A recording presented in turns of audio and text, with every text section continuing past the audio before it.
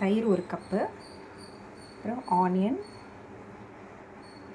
3 onion பெரிய வெங்காயம் எடுத்திருக்கேன், அண்ட் 3 தக்காளி, கொஞ்சமாக க்ளீன் பண்ணி வச்சுருக்கிற புதினா அண்ட் கொத்தமல்லி, 1/2 லெமன் அண்ட் 4 பச்சை மிளகாய் கீறினது எடுத்திருக்கேன். பட்டை, லவங்கம், ஏலக்காய், அன்னாசி பூ அண்ட் இது ஜாதி பத்திரி.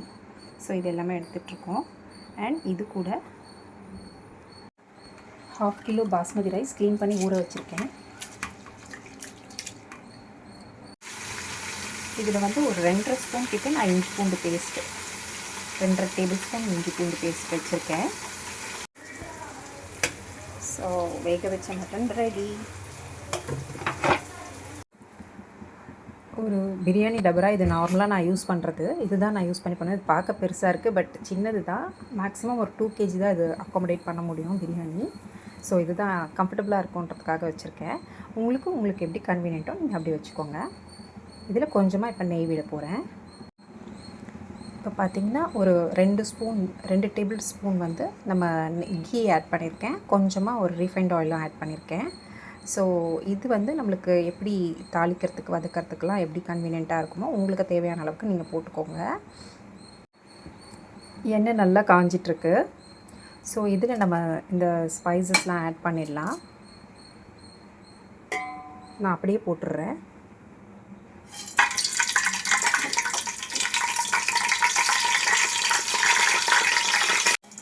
இப்போ நல்லா 4 பச்சை மிளகாய் கீறி வச்சதை போடுறேன்.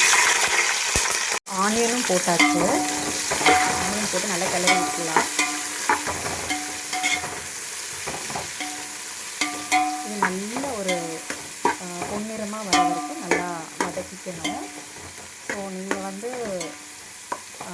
மீடியம் ஃப்ளேமில் வச்சுக்கிட்டாலும் சரி, பட் ஹை ஃப்ளேமில் வச்சிங்கன்னா பக்கத்துலேயே இருக்கணும். ஏன்னா ரொம்ப கருகிடக்கூடாது, அது பார்த்துக்கணும்.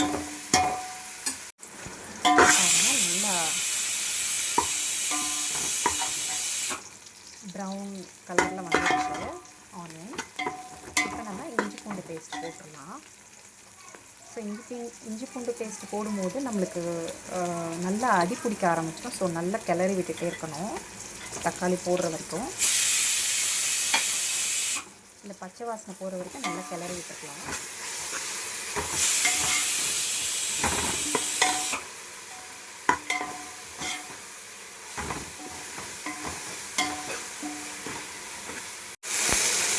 பாருங்கள், நான் தக்காளியும் போட்டாச்சு.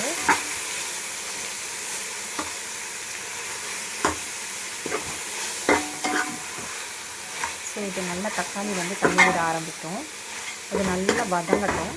ஸோ நம்ம கொஞ்சம் நல்லா கிளறி விட்டுட்டு கொஞ்சமாக இதுலேயே கொஞ்சம் ஒரு 1/2 ஸ்பூன் அளவுக்கு சால்ட் போட்டுட்டு கொஞ்சம் மீடியம் ஃப்ளேமில் கொஞ்சம் நேரத்துக்கு ஒரு 2 மினிட்ஸ்க்கு மூடி வச்சுட்டு அது நல்லா வதங்கிடும். இப்போ தக்காளி வதங்கியிருக்கோம். ஜஸ்ட் பார்க்கலாம். பாருங்கள், நல்லா வதங்கிடுச்சு. சூப்பராக நல்ல மர்ஜ் ஆகிடுச்சு. புகை வருது இதில் கேமராவில்.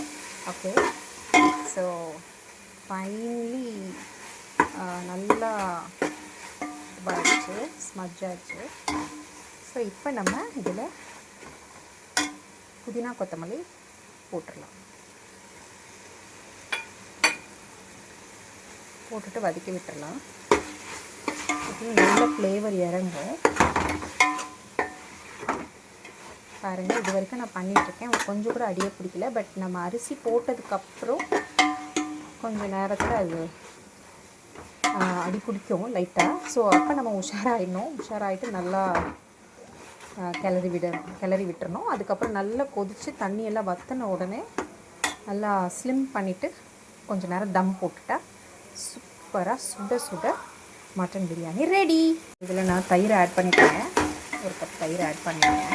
ஸோ உங்களுக்கு உங்களுடைய டேஸ்ட்டு எப்படி தேவையோ அப்படி நீங்கள் அந்த அளவுக்கு நீங்கள் ஆட் பண்ணிக்கோங்க. ஸோ எங்களுக்கு நாங்கள் விரும்பி சாப்பிடுவோம். தயிர் கொஞ்சம் லெமன் ஆட் பண்ணி தான் சாப்பிடுவோம். ஸோ உங்களுக்கு எப்படின்னு பார்த்துக்கோங்க. மட்டன் வேக வச்சதுல வந்து தண்ணியிலேருந்து மட்டன் மட்டும் தண்ணியை எடுத்து வச்சுருக்கேன். ஸோ தண்ணி வந்து நம்மளுக்கு அளவு தெரியாமல் போயிடும், எல்லாத்தையும் மொத்தமாக போட்டோம்னா. அதனால் மட்டன் மட்டும் இப்போதைக்கு ஆட் பண்ணிக்கலாம். வாங்க ஆட் பண்ணிக்கலாம்.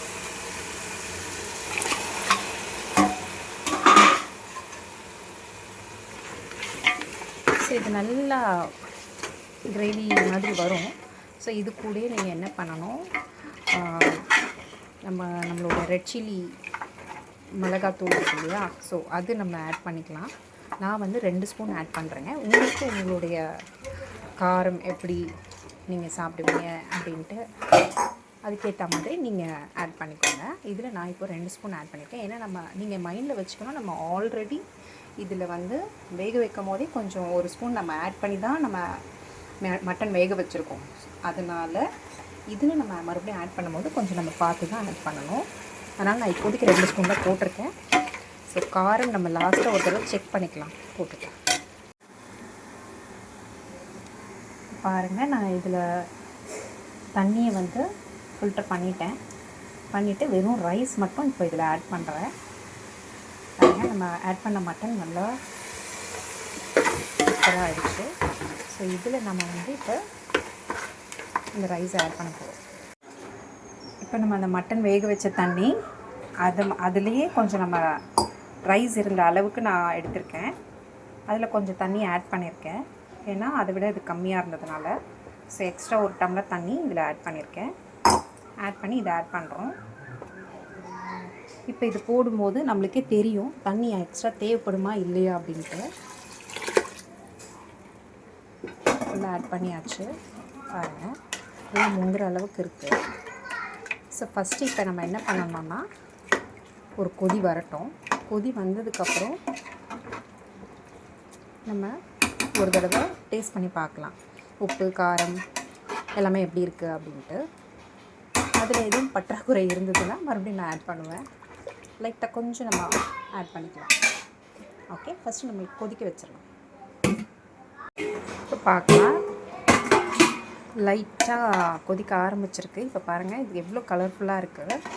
நான் வந்து எந்த கலர் ஃபுட் கலரும் ஆட் பண்ணல, அண்ட் எந்த மசாலாவும் நீங்கள் பார்த்த வரைக்கும் நான் ஆட் பண்ணலை. பாருங்கள், மசாலா மீன்ஸ் எல்லாம் பிரியாணி மசாலா அது இதெல்லாம் எதுவுமே பண்ணலை. நானும் எதுவுமே அரைச்சி போடல. ஜஸ்ட்டு வீட்டில் இருக்கிற நம்மளுடைய ஸ்பைசஸ் மட்டும்தான் ஆட் பண்ணியிருக்கேன்.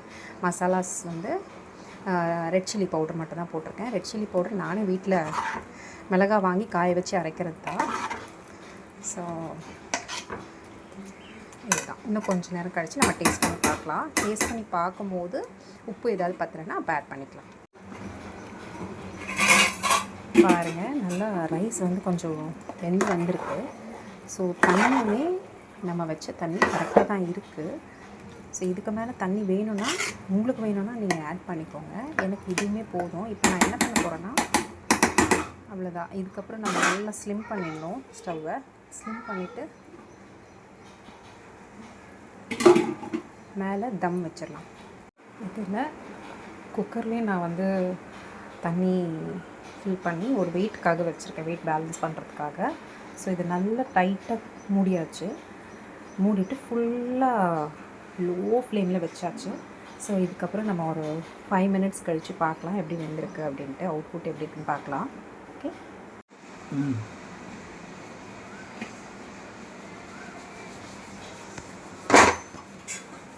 பாருங்கள், நல்லா சூப்பராக வெந்திருக்கு பிரியாணி. ஸோ இதுக்கப்புறம் நம்ம இதில் எதுவுமே நம்ம பண்ண வேண்டாம், நல்லா சர்வ் பண்ண வேண்டியது தான். அட்டகாசமாக வந்திருக்கு மட்டன் பிரியாணி. பார்த்தாலே தெரியுது டேஸ்ட் எப்படி இருக்கும்னு. ஸோ நம்ம இந்த பாத்திரம் ஏன் வச்சோன்றது இப்போ உங்களுக்கு புரியும்னு நினைக்கிறேன். ஏன்னா இது வந்து நல்லா கிளறி விடுறதுக்கும், அண்ட் வந்து இது அரிசியும் உடையாது. பட் சம்டைம்ஸ் நம்ம இப்போ நான் குக்கரில் பண்ணாலும் அதை நான் வேறு ஒரு பாத்திரத்தில் மாற்றி கிளற மாதிரி தான் இருக்கும். ஸோ அதனால் நான் ஸ்ட்ரெயிட்டாக இதிலே பண்ணிட்டேன்.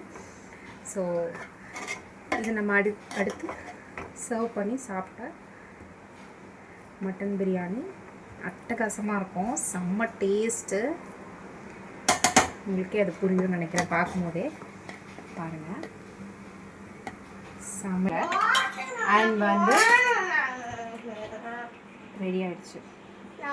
மட்டன் கிரேவி காலையில் பண்ணியிருந்தேன். ஸோ அதுவும் இப்போ இதில் வச்சுருக்கேன். நெக்ஸ்ட்டு சுட சுட பிரியாணி. குட்டி பையன் ஆரம்பிச்சுட்டான் அவனுடைய வேலையை பார்த்தீங்களா? ஷியோர் நம்ம போகலாம், கண்டிப்பாக போகலாம். சூப்பராக பிரியாணி சர்வ் பண்ணியாச்சு, அவ்வளோதான். இப்போ நான் முன்னாடி ரெடி ஆயிடுச்சா?